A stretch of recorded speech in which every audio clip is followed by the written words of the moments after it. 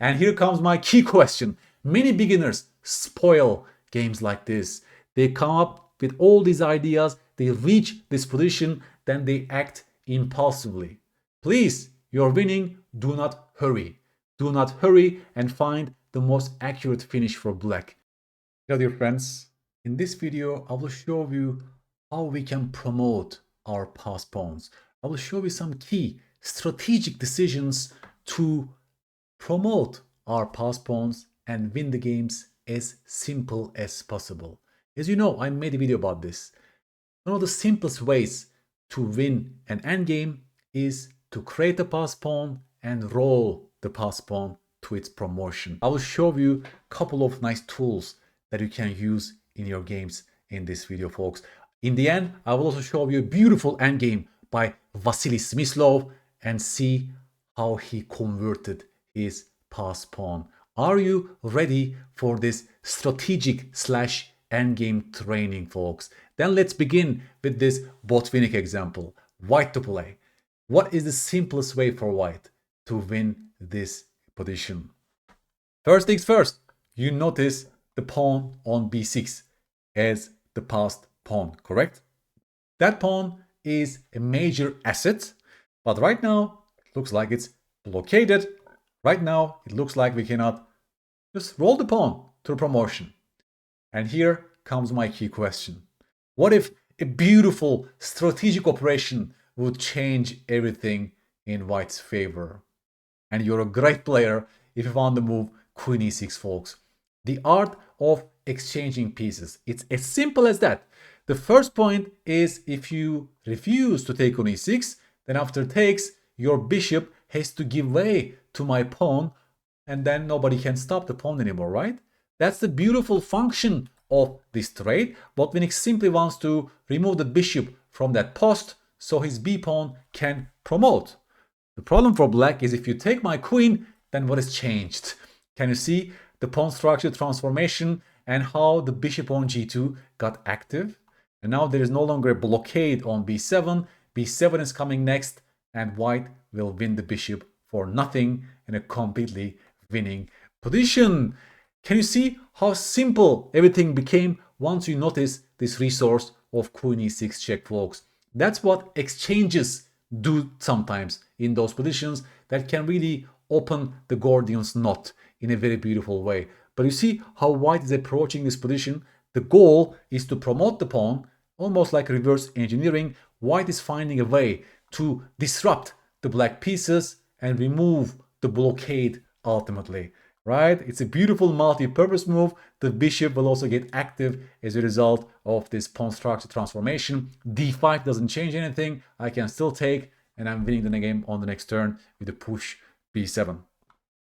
A more, let's say, slightly more complex example. Again, white to play, folks. White to play and win.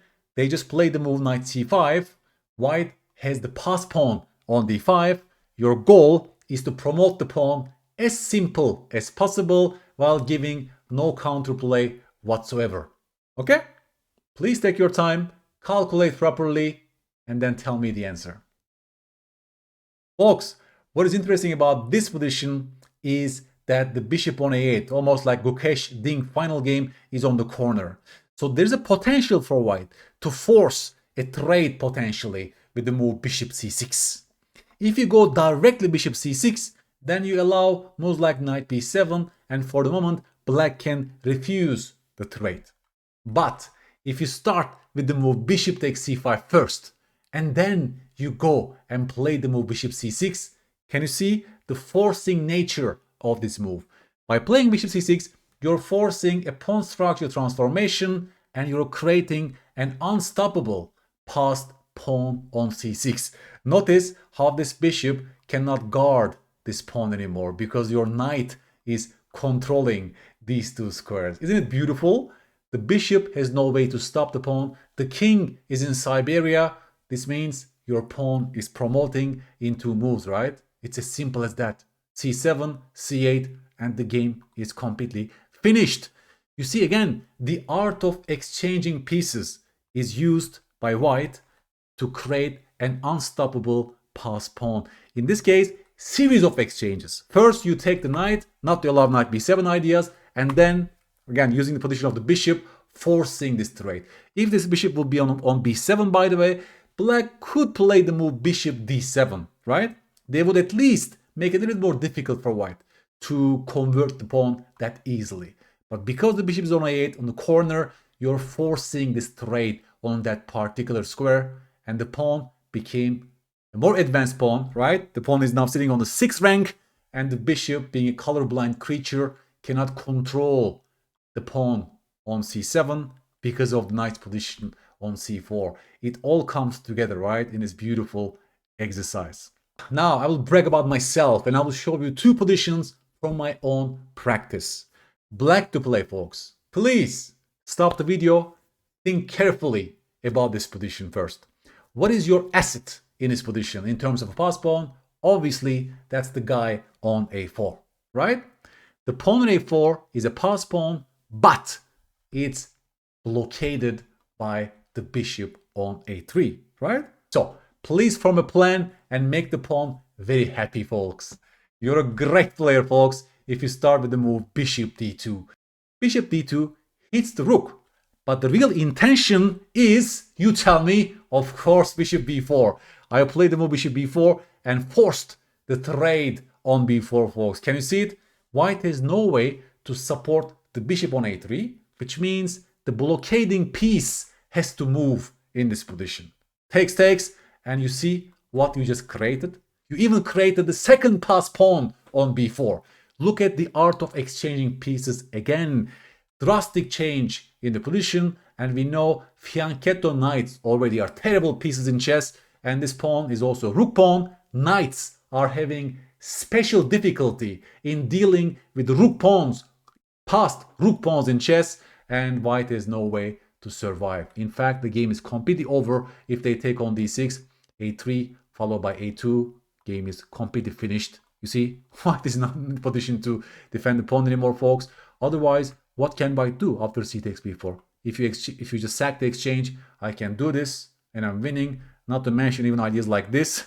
I can't even brag about my pass pawn on the a file. This is still completely winning for black, by the way, folks. Boom, a2, and we are queening on the next turn. So after bishop b4, in fact, there is nothing to calculate. Yeah, you make things much more easier on yourself by knowing these patterns.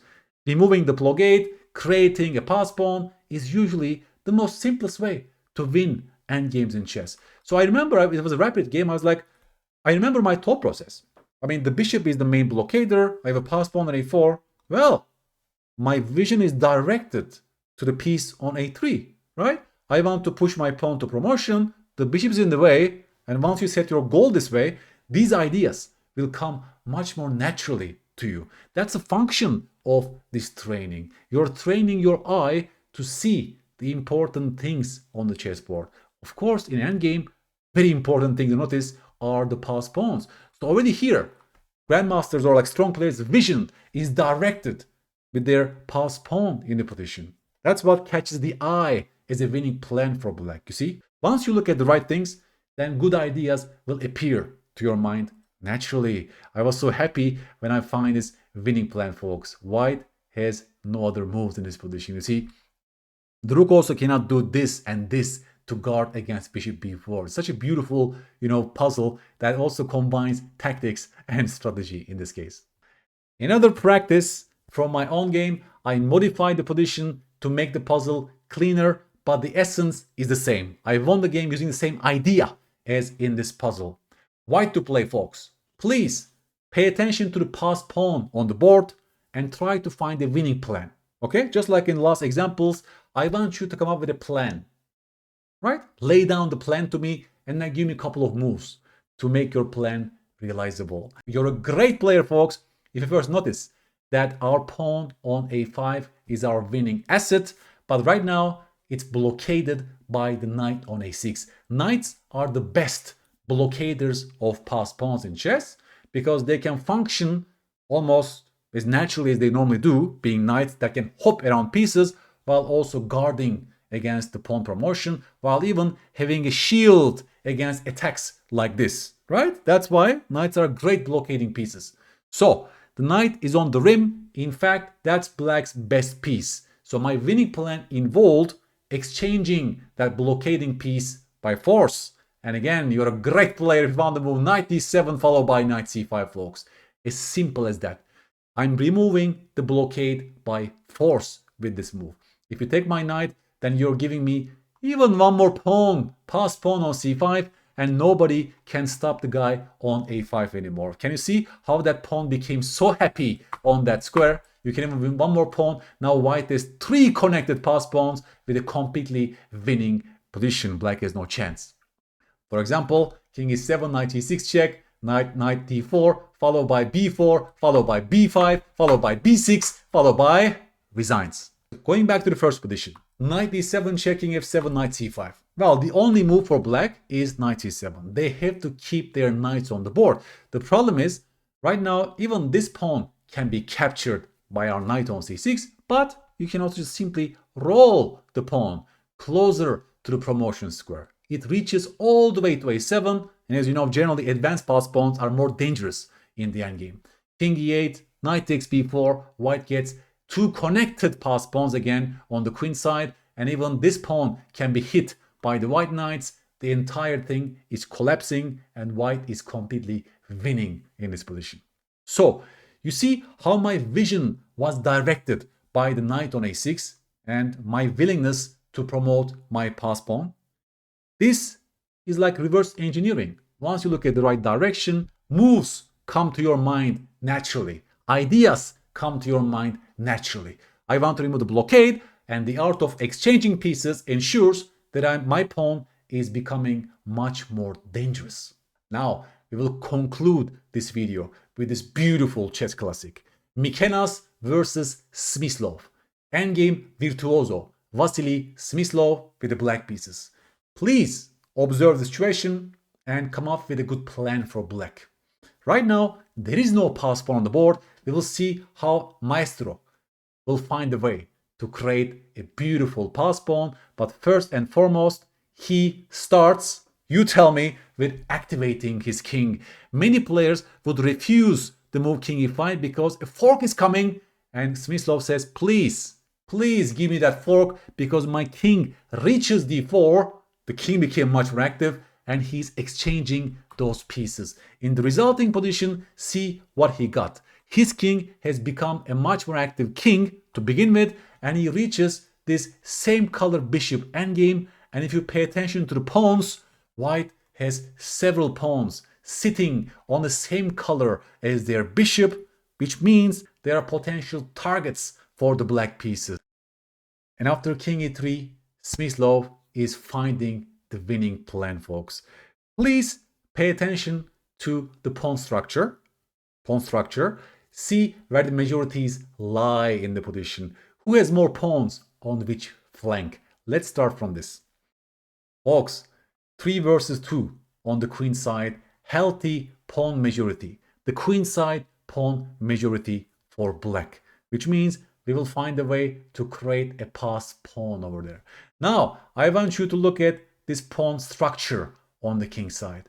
See how black is making it much more difficult for white to create a healthy passed pawn on the king side. See the function of the move g5 in making it much more difficult for white to roll those pawns. f4 comes to mind, but f4 also involves a big drawback of activating the black king and also isolating the pawn on e4. f4 will create a weak pawn on e4. That's the major drawback of the white's pawn majority from rolling forward on the king side, right? And here Smyslov finds the move b5. Of course, that's a natural way to start the creation of a passed pawn. AB, CB. Now we are one step closer, as you can see, in creating a passed pawn on the queen side. White, if you pay attention, has no natural plan but to play f4, again because of this deep freeze structure on the king side. This pawn is sort of freezing white's majority. So the only try is f4, but as I told you, that has a major drawback of takes and king d4, right? Your king was on e3, your king was stopping my king from reaching d4, but in this very position, king d4 also hits the pawn on e4.